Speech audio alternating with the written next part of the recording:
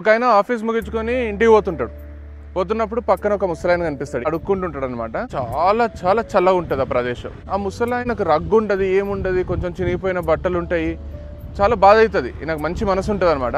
ఆపి అడుగుతాడు, ఏమైంది నీకు, ఇట్లున్నావు, ఏదైనా రగ్గన్న కప్పుకోవచ్చు కదా, ఇంత చలిలా రాత్రంతా ఇట్లనే ఉంటావా అంటే, ఇట్లనే ఉంటా నేను, అలవాటు అయిపోయింది నా బాడీకి అంటానే. అరే పిచ్చోన్లా చేయకు, నువ్వు మా ఇల్లు పక్కనే, నేను పోయి నీకు మంచి రగ్గు తీసుకొస్తా, అది కప్పుకొని వండుకో, మస్తు ఎచ్చోగా హాయిగా ఉంటుంది, అట్లా ఆరోగ్యాన్ని నెగ్లెక్ట్ చేయకు అని చెప్పేస్తాడు. చెప్పి పోతాడు ఇంటికి. ఇంట్లో వాళ్ళ ఫ్రెండ్స్ పార్టీ ఏదో చేసుకుంటుంటారు, హంగామా ఉంటుంది, అందరు ఫ్రెండ్స్తో మాట్లాడతాడు, రాత్రంతా పార్టీ చేసుకుంటాడు. ఈ ముసలాయన గురించి మర్చిపోతాడు.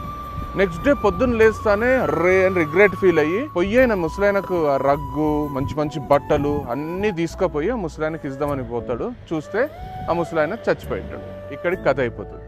కానీ కథ ఇక్కడనే స్టార్ట్ అవుతుంది. ఆ ముసలాయన ఎన్నో ఏండ్ల నుంచి చలి వాన ఎండకు అట్లనే బతుకుతున్నాడు. కానీ ఏ రోజు చచ్చిపోలేదు. వీక్ అయిపోయిండేమో కానీ చచ్చిపోలేదు. ఈయనకు బాధ అయింది, పాపం ఇద్దామనుకున్నాడు, ప్రామిస్ చేసిండు, నువ్వు ఇక్కడనే ఉండు, ఒక గంటలో నీకు మంచి రగ్గు తెచ్చిస్తా, హ్యాపీగా ఉంటుందని ప్రామిస్ చేసిండు. ఈ ముసలాయన వెయిట్ చేస్తూ ఫస్ట్ టైం ఆయన లైఫ్లోనే ఆయనకు చలిపెట్టింది. ఆయనకు సుధరించలేదు. ఎందుకంటే ఆయన మైండ్ అంతా ఎక్స్పెక్టేషన్స్తో నిండిపోయింది. ఇప్పుడు వస్తాడు, నాకు మంచి రగ్గు ఇస్తాడు, వెచ్చగా ఉంటుంది అని ఎక్స్పెక్టేషన్స్ నిండిపోయినాయి. ఎక్స్పెక్టేషన్స్ ఫుల్ఫిల్ కాకపోయేసరికి ఆయన బాధతోని చచ్చిపోయాడు.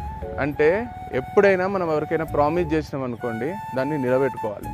ప్రామిస్ని బ్రేక్ చేస్తే అవతల వాళ్ళు కుమిలి చచ్చిపోతారు. లేదా చేత కాకపోతే ప్రామిస్ చేయరాదు. ఎందుకంటే హోప్ అనేది అట్లా ఉంటుంది. ఏదైనా జరుగుతుందేమో అని ఆశిస్తుంటాం, అది జరగకపోతే గుండె పగిలిపోతుంది. సో ఎప్పుడు కూడా ఎవరిని కూడా లైట్ తీసుకోకండి, ఫేక్ ప్రామిస్లు చేయకండి. ప్రామిస్ చేసిండ్రంటే అది 100% నిలబెట్టుకోండి. Thank you so much. I'm Krishna Chaitanya Reddy. By.